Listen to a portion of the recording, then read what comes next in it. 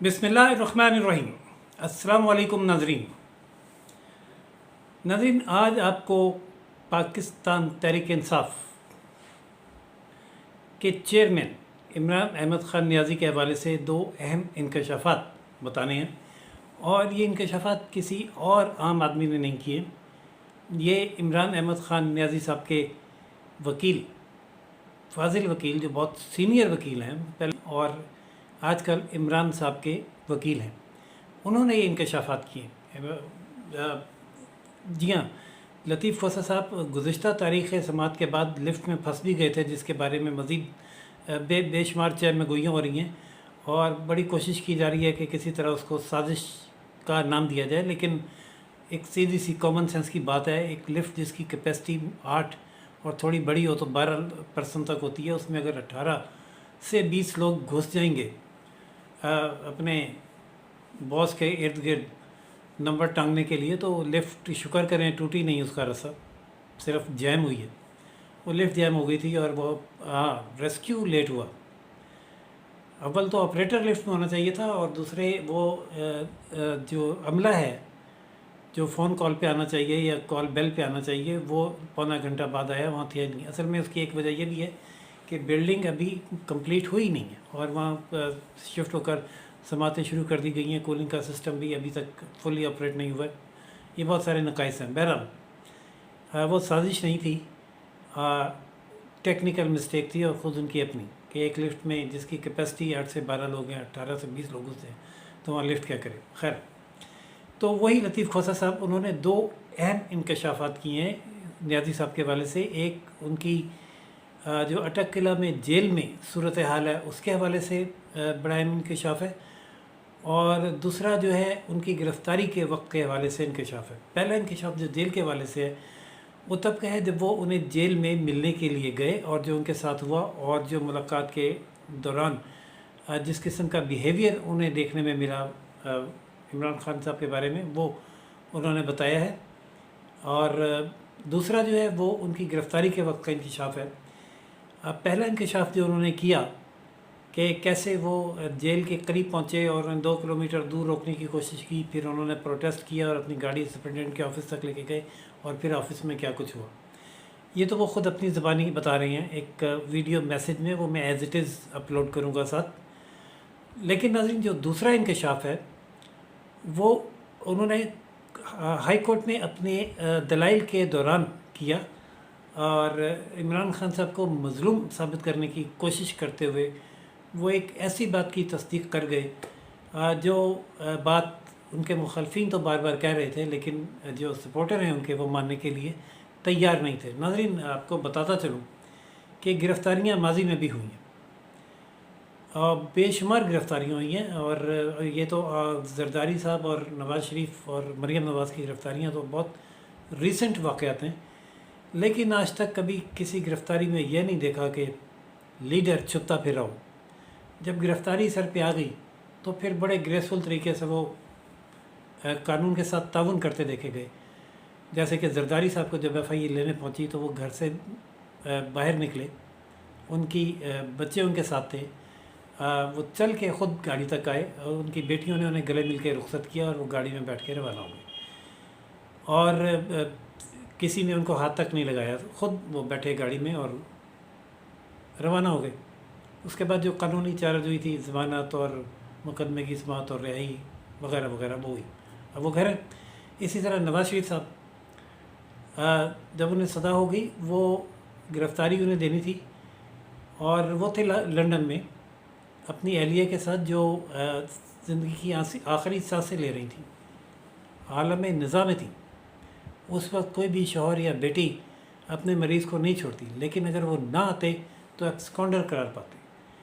उन्होंने अपनी बीवी को और मरियम ने अपनी वालदा को अलविदा कहा, बेटों के हवाले किया, और वो फ़्लाइट पकड़ के पाकिस्तान गिरफ़्तारी देने आए और आकर गिरफ़्तारी दी। दूसरी जानिब इमरान अहमद ख़ान नियाज़ी साहब हैं, जिन्होंने अपनी गिरफ़्तारी को हर मुमकिन तरीके से हर मरहले पर हर वक्त रोकने की कोशिश की। कभी PTI के सपोर्टर्स का झमघटा ज़बान पार के बाहर लगा के और पुलिस पर हमले करवा के, और कभी اپنی گرفتاری کے بعد سرکاری اور مقدس املاک کو نقصان پہنچا کے اور توڑ پھوڑ کے کر کے گرفتاری روکنے کی کوشش کی، لیکن بالآخر جس دن انہیں توشہ خانہ کیس میں سزا ہوئی اس دن ان کی گرفتاری کا فیصلہ لازمی بھی تھا اور حتمی بھی تھا، اور گرفتاری لازمی بھی تھی جب پولیس وہاں پہنچی ان کے گھر۔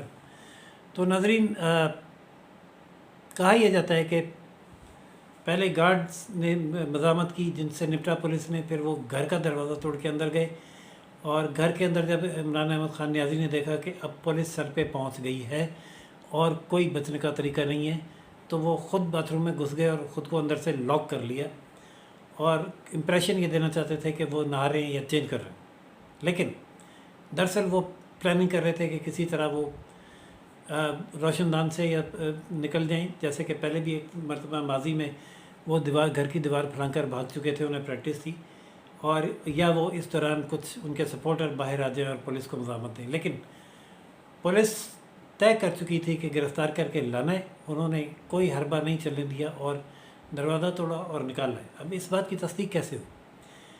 اس بات کی تصدیق کیوں ہوئی کہ کیا کہتے ہیں، گھر کا بھیدی لنکا ڈھائے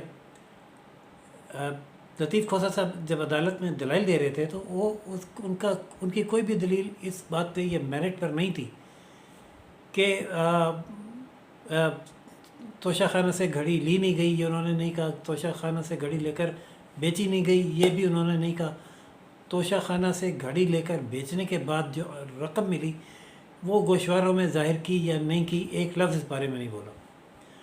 وہ صرف اس کو ٹیکنیکل گراؤنڈ پہ کہ جی آپ نے آرڈر کیا تھا، واپس بھیجا تھا، آپ نے کہا تھا گواہ پیش کریں، انہوں نے گواہ پیش نہیں کرنے دیے، ہم گواہ پیش کرنا چاہتے تھے، انہوں نے سنا نہیں، آپ نے کہا تھا کہ ان کو دفاع کا موقع دیا ہے، انہوں نے دفاع کا موقع نہیں دیا، انہوں نے ہائی کورٹ کی پرواہ نہیں کی، انہوں نے یہ نہیں، اس قسم کے دلائل دیتے دیتے ہی کہا کہ، اور جب سزا ہو گئی تو یہاں تک کیا گیا کہ عمران احمد خان نیازی صاحب کو باتھ روم کے دروازے توڑ کر اس وقت نکالا گیا جب وہ واش روم میں غسل لے رہے تھے۔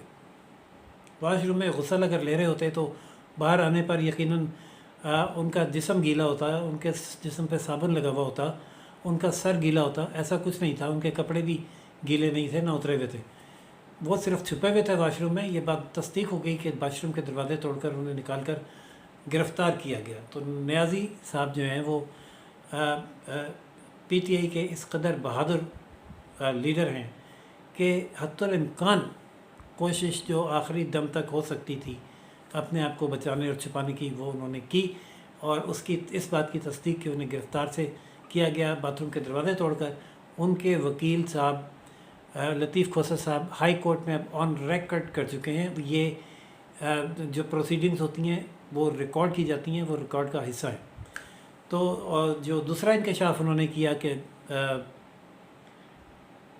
لطیف کھوسہ صاحب نے کہ جیل میں ملاقات کے دوران کیا ہوا، وہ میں آپ کو ان کی زبانی ہی سنواتا ہوں تاکہ کسی قسم کی کوئی مبالغہ رائی یا کمی بیشی کا امکان نہ رہے۔ تو ملاحظہ فرمائیے لطیف کھوسہ صاحب کی زبانی۔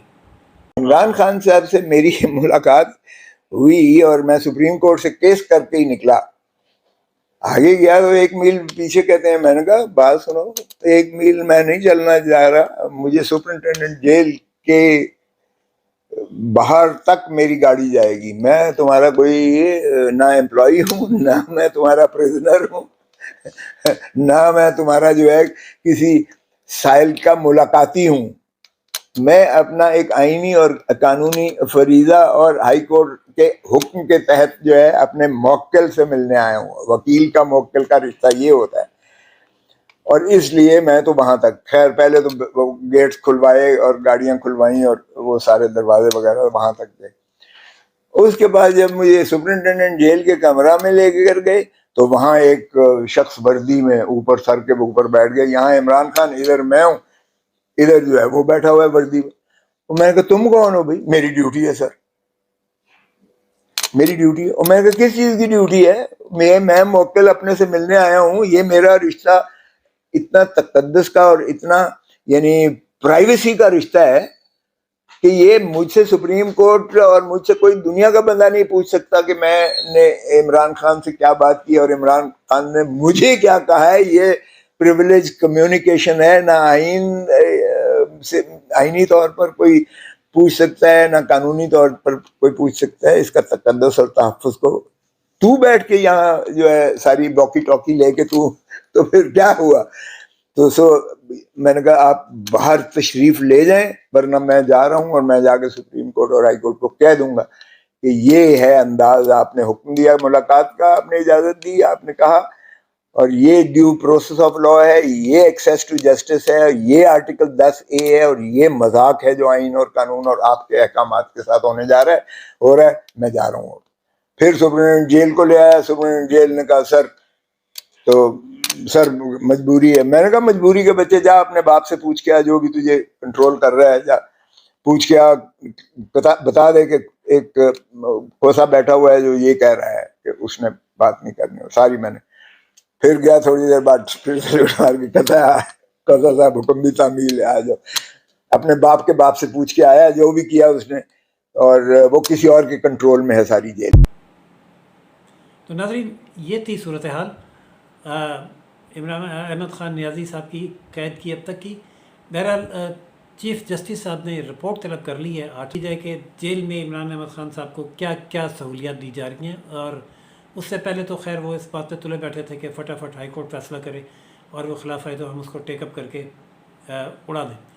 دنیا کی تاریخ کا یہ پہلا واقعہ ہے کہ ایک کیس جس کی اپیل ہائی کورٹ میں ابھی اس کی سماعت کے لیے لگی نہیں، سپریم کورٹ اس کو ٹیک اپ کر کے بیٹھ گیا اور اس کو ٹرائل کورٹ کے فیصلے پہ ریمانس دے دیے، اور ہائی کورٹ سے وہ ایکسپیکٹ کر رہے ہیں کہ وہ ٹرائل کورٹ کا فیصلہ اڑا دیں، اور اگر وہ نہیں اڑاتے تو ہم یہاں انتظار میں بیٹھیں اور وہ فیصلہ آتے ہی ہم اس کو اڑا دیں گے. ناظرین دیکھتے ہیں کہ ہائی کورٹ اب پیر کے دن کیا فیصلہ کرتی ہے. یہ سماعت پیر کو بھی ٹل کے مزید آگے جاتی ہے، اور پھر اس کے بعد سپریم کورٹ کیا کرتی ہے. جو بھی صورتحال ہوئی اس سے بھی آپ کو آگاہ کریں گے.